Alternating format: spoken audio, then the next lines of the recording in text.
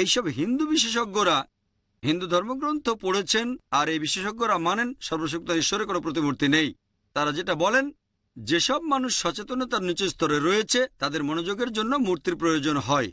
যখন সচেতনতার উঁচু স্তরে চলে যাবেন তখন মূর্তির প্রয়োজন হয় না। আমি এই পণ্ডিত আর বিশেষজ্ঞদের বলবো যে যেসব মানুষ সচেতনতার উঁচু স্তরে তাদের মনোযোগের জন্য মূর্তি লাগে না। আমরা মুসলিমরা অলরেডি সেই উঁচু স্তরে পৌঁছে গেছি, আমাদের মনোযোগের জন্য মূর্তির প্রয়োজন হয় না।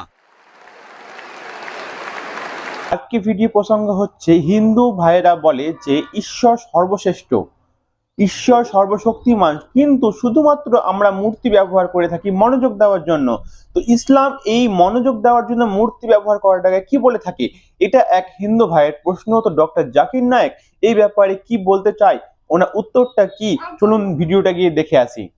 মূর্তি রাখা হয় মনোযোগ দেওয়ার জন্য। তারা মানে ঈশ্বরের প্রতিমূর্তি নেই, তবে মূর্তি হলো মনোযোগের জন্য। এটা সঠিক কিনা? এইসব হিন্দু বিশেষজ্ঞরা হিন্দু ধর্মগ্রন্থ পড়েছেন আর এই বিশেষজ্ঞরা মানেন সর্বশক্ত ঈশ্বরের কোনো প্রতিমূর্তি নেই। তারা যেটা বলেন, যেসব মানুষ সচেতনতার নিচু স্তরে রয়েছে তাদের মনোযোগের জন্য মূর্তির প্রয়োজন হয়। যখন সচেতনতার উঁচু স্তরে চলে যাবেন তখন মূর্তির প্রয়োজন হয় না। আমি এই পণ্ডিত আর বিশেষজ্ঞদের বলবো যে যেসব মানুষ সচেতনতার উঁচু স্তরে তাদের মনোযোগের জন্য মূর্তি লাগে না। আমরা মুসলিমরা অলরেডি সেই উঁচু স্তরে পৌঁছে গেছি, আমাদের মনোযোগের জন্য মূর্তির প্রয়োজন হয় না। এছাড়া এক পণ্ডিত আমাকে বলেছিলেন, আমাদের শিশুদের সাথে কথা বলার সময় তাদেরকে সহজভাবে বোঝাতে হয়। যদি আপনার ছেলে জিজ্ঞেস করে বিদ্যুৎ কেন চমকায়, আপনি বলবেন যে ঠাকুরমা ওখানে চাক্কি পিষছে। বিদ্যুৎ চমকাচ্ছে কারণ ঠাকুরমা চাক্কি পিষছে, স্বর্গে বসে ঠাকুরমা ময়দা গুঁড়ো করছে। আমি বললাম, ইসলাম অনুযায়ী আমরা মিথ্যে বলতে পারি না, ঠাট্টা করেও না। যদি আমার ছেলেকে বলি বিদ্যুৎ চমকাচ্ছে কারণ ঠাকুরমা চাক্কি পিষছে, যখন সে স্কুলে যাবে তখন জানতে পারবে যে বিদ্যুৎ চমকানোর কারণ হচ্ছে গরম বাতাসের আয়তন বেড়ে যাওয়া। তখন সে এরকম ভাববে আমার বাবা মিথ্যেবাদী। আমাদের বুঝতে হবে যে আমরা সত্যি কথা বলবো।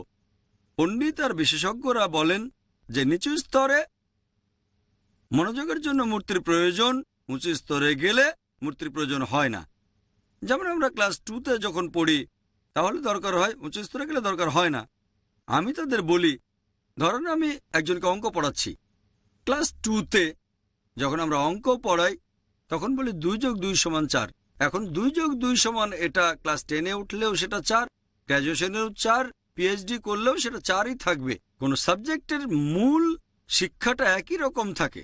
2+2=4 হোক সেটা ক্লাস 2তে, ক্লাস 10-এ, গ্র্যাজুয়েশন অথবা পিএইচডিতে। ব্যাপারটা একেবারে পরিষ্কার। পবিত্র বেদে, হিন্দুদের ধর্মগ্রন্থে বলা হয়েছে যে ঈশ্বরের কোনো প্রতিমূর্তি নেই। এটাই মূল শিক্ষা। মূল জিনিসটাকে বদলাতে পারবেন না। কেউ যদি আমাকে বলে যে ক্লাস 2তে 2+2=5, আপনি ছেলেকে বলবেন না চিন্তা করো না, ক্লাস 10-এ উঠলে তোমাকে বলবো 2+2=4। আমি এখনই শুধরে দেব। তাই এটা সব হিন্দু বিশেষজ্ঞদের দায়িত্ব যে সাধারণ হিন্দুদের বলবেন হিন্দু ধর্মগ্রন্থ অনুযায়ী সর্বশক্ত ঈশ্বরের কোনো প্রতিমূর্তি নেই। এটাই মূল শিক্ষা। তাহলে একেবারে প্রাথমিক স্তরে বিশেষজ্ঞদের জানানো উচিত যে মূর্তি পূজা করা ভুল। আশা করি উত্তরটা পেয়েছেন।